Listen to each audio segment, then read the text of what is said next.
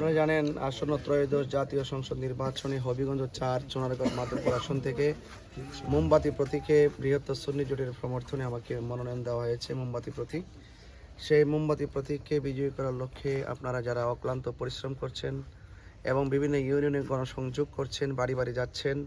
এবং আপনারা আহলে সুন্নাত ওয়াল জামাতের অগ্রগতিকে সমুন্নত করার জন্য যারা দিনরাত পরিশ্রম করছেন, আপনাদের সকলকে আমার পক্ষ থেকে আন্তরিকভাবে অভিনন্দন জানাচ্ছি। আপনারা জানেন যে এখন আপাতত 21 তারিখ পর্যন্ত, 21শে জানুয়ারি পর্যন্ত আমাদের বড় গণসংযোগ এগুলো বন্ধ,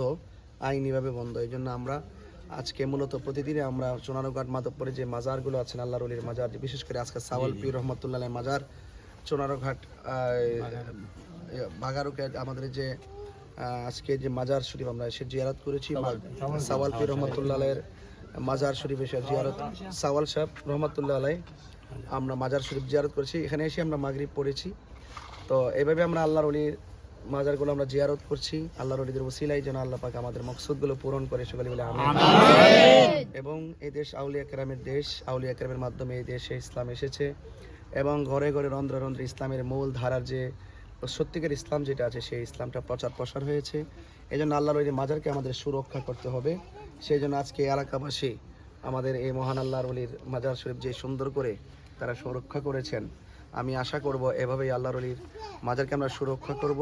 এবং পাশাপাশি আপনাদের সবার কাছে আমি দোয়া চাই, আপনারা আমার জন্য দোয়া করবেন। আমি যেন অন্ততপক্ষে আপনাদের এই চুনারঘাট মাধবপুরের যে কাঙ্ক্ষিত স্বপ্ন আছে এবং এই চুনারঘাট মাধবপুরের মেহনতি মানুষ থেকে শুরু করে শিক্ষা, স্বাস্থ্য এবং উন্নয়ন যতগুলো সেক্টর আছে, সবগুলো যেন মানবিক যোদ্ধা হয়ে আপনাদের কণ্ঠ মিলিয়ে যেন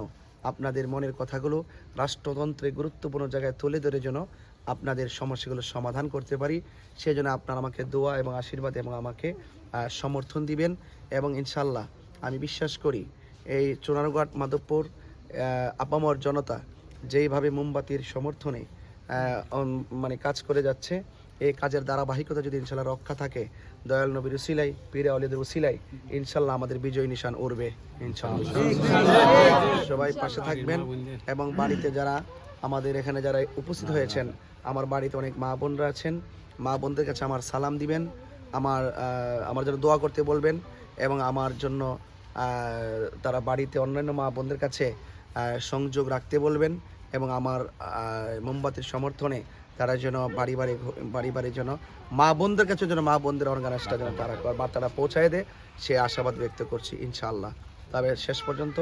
আজকে আমাদের পীরে তরিকত আল্লামা শাহজালাল আকন্জি পীর সাহেব হুজুর, তিনি সারাদিন আমার সাথে ছিলেন, মাওলানা মতিউর রহমান হেলালি হুজুর এবং আমার ভাই দুলাল ভাই সহকারে যারা সাংগঠনিক যারা অক্লান্ত পরিশ্রম করে সকাল থেকে এ পর্যন্ত যারা কষ্ট করছেন, আল্লাহ পাক যেন প্রত্যেকের পরিশ্রমকে যেন কবুল করে, অস্ত্রসিক্ত নয়নে যেন যে কাঙ্ক্ষিত যে দোয়াগুলো আমরা করছি মাঠে ময়দানে আল্লাহর ওলির মাজারে এসে, সেই অস্ত্রসিক্ত নয়নের জল যেন আল্লাহ পাক কবুল করেন, সেই আশাবাদ ব্যক্ত রেখে এবং আহলুস সুন্নাহ এবং এই চুনারঘাট মাধবপুর সকল মানুষের সর্বাঙ্গীন মঙ্গল কামনা করে এবং বিশেষ করে চুনারঘাটের যে চা শ্রমিকরা যারা রয়েছেন তাদের যে কষ্ট ক্লেশ আছে এবং যার যে যতগুলো দুঃখ কষ্ট আছে, সবগুলো যেন আমরা ইসলামী মূল্যবোধের আলোকে আমরা যেন সমাধান করতে পারি, সেই রাষ্ট্রতন্ত্রে গুরুত্বপূর্ণ জায়গায় যেন আহলুস সুন্নাহর প্রতিনিধিত্ব নিশ্চিত করে এই দেশের এই চুনারঘাট মাধবপুরে যেন একটি সম্প্রীতির আসন হয় এবং এই দেশের মেহনতি মানুষের মুখে যেন হাসি ফোটে, সকলে সবান্ধবে ধর্ম বর্ণ নির্বিশেষে সকলে মিলেমিশে এই দেশে চলতে পারে, সে আশাবাদ ব্যক্ত রেখে বিদায় নিচ্ছি। আসসালামু আলাইকুম ওয়া রাহমাতুল্লাহি ওয়া বারাকাতুহু।